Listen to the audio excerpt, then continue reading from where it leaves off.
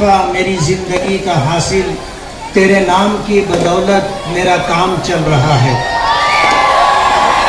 میرے محسن اور مشفق رہنما بیرسٹر اسد الدین اویسی صاحب، میرے بھائی امتیاز جلیل صاحب، جعفر حسین معراج صاحب، ناصر صدیقی صاحب، ڈاکٹر خالد پرویز صاحب، عبد المالک یونس عیسیٰ صاحب، یوسف الیاس صاحب، جمیل سیٹھ زروالا صاحب، شفیق رانا صاحب، صوفی انیس قادری صاحب اور اسٹیج پر تشریف فرما معززین شہر، میرے بزرگوں، دوستوں، ساتھیوں اور گھروں میں بیٹھی میری باعزت باوقار ماں اور بہنوں،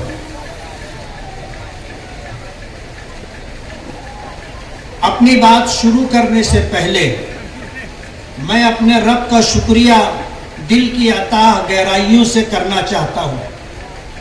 میری بیماری کے ایام میں جن ساتھیوں نے الیکشنی مہم کی باغ ڈور سنبھالی، جنہوں نے ہمیں مشوروں سے نوازا، ہمارے لیے دعائیں کی، ہماری ماں اور بہنوں نے روزہ رکھ کر میری صحت یابی اور کامیابی کے لیے دعائیں کی، میں ان سب کا مشکور ہوں۔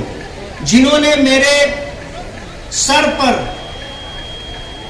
میرے کام کاج پر، میری شخصیت پر بہتان اور الزامات کی بارش کی، میں ان کا بھی شکر گزار کہ ان کی اس درو گوئی اور جھوٹ سے میرے بہی خواہوں، ہمدردوں اور چاہنے والوں میں مزید جوش پیدا ہوا اور وہ میری کامیابی کے لیے تن من دھن سے جٹ گئے۔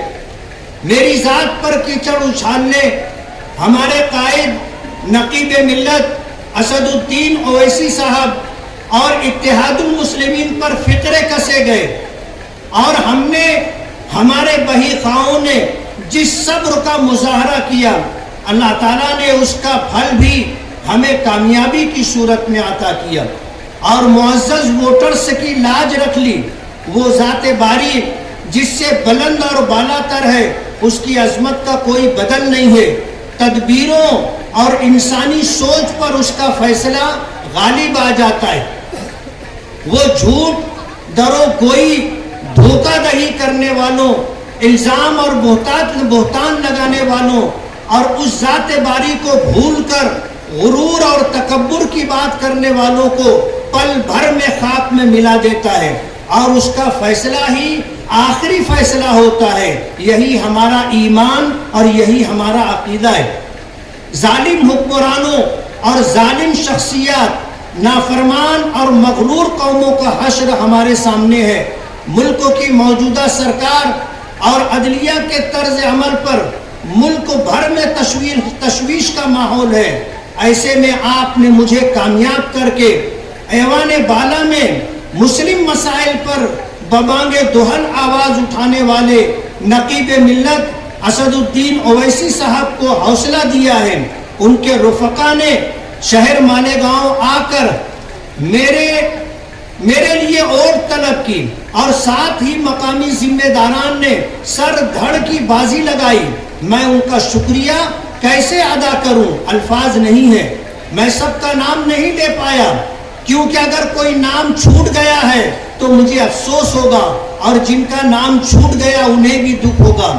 میں سب کا ایک بار پھر شکریہ ادا کرتے ہوئے وعدہ کرتا ہوں کہ ہم پر وقت پیش آنے والے مسائل اور متعلقین کو لے کر مسئلے کے ازالے کے لیے کوشش کروں گا۔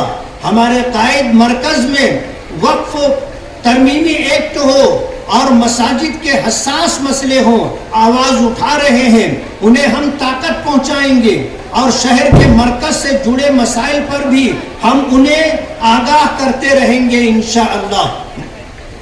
میں اپنے تمام ہمدردوں، بہی خواہوں اور خصوصاً نوجوانوں اور اپنی ماں اور بہنوں سے کہتا ہوں کہ ابھی شکست کھانے والے آپ کو تنگ کر کے، چھیڑخانی کر کے ماحول خراب کرنے کی کوشش کریں گے۔ آپ لوگ صبر و تحمل کا مظاہرہ کریں، کسی سے ڈرنے کی کوئی ضرورت نہیں، ہم ہیں نا۔ ہمارے ساتھ اللہ کی مدد ہے. ہم ایک ایسی ٹیم تیار کرنے کا منصوبہ بنا رہے ہیں جس میں شہر کے ہر حصے سے ایسے افراد کو شامل کیا جائے گا جو آپ پر آنے والی افتاد کا سدباب کرنے کے لیے ہمہ وقت حاضر رہیں گے. آخر میں پھر رب کائنات کا شکریہ اور آپ سب کا شکریہ ادا کرتے ہوئے یہ کہنا چاہوں گا کہ شہر میں کچھ لوگ اپنے تھوڑے سے مفاد کے لیے مسلمانوں کو برادری کے نام پر بانٹ کر کے رکھ دیا ہے. میں برادری والوں سے پوچھنا چاہوں گا کہ انہوں نے آج تک آپ کو کیا دیا ہے؟ ہم مسلمان ہیں اور ایمان کی نسبت سب سے بڑی نسبت ہے، اور ایک ایمان والا دوسرے ایمان والے کے لیے بھائی ہوتا ہے. اگر مشرق میں کسی ایمان والے کو کانٹا چبھے تو مغرب میں رہنے والے ایمان والے کو اس کی تکلیف محسوس ہونا چاہیے. آج تھوڑے سے مفاد کے لیے ایک الیکشن میں کامیابی کے لیے پورے شہر کو برادری کے نام پر تقسیم کر دیا گیا. کیا ملا؟ آج لوگ ایک دوسرے سے نفرت کر رہے ہیں اور ایک دوسرے کو حقارت کی نگاہوں سے دیکھ رہے ہیں. یہ بہت دکھ کی بات ہے. ہم مسلمان ہیں. نبی کریم صلی اللہ علیہ وسلم نے جب مکہ مکرمہ فتح کیا تھا تو اس موقع پر آپ نے فرمایا تھا کہ کسی عربی کو کسی عجمی پر اور کسی گورے کو کسی کالے پر کوئی فضیلت نہیں ہے.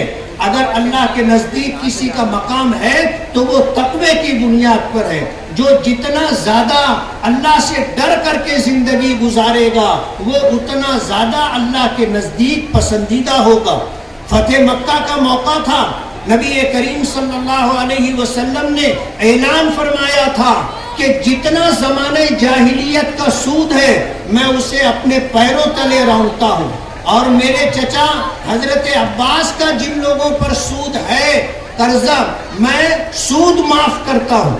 حضرت عباس رضی اللہ تعالی عنہ کو جب اس بات کی خبر ہوئی تو حاضر خدمت ہوئے اور عرض کیا کہ میرے آقا، آپ نے میرے قرض خواہوں پر میرا جو سود تھا اسے معاف کیا ہے. میں آپ کو آپ کی موجودگی میں اللہ کو حاضر اور ناظر جان کر کے یہ اعلان کرتا ہوں کہ آپ نے سود معاف کیا ہے، میں اصل رقم بھی معاف کرتا ہوں. تاریخ اٹھا کر کے دیکھ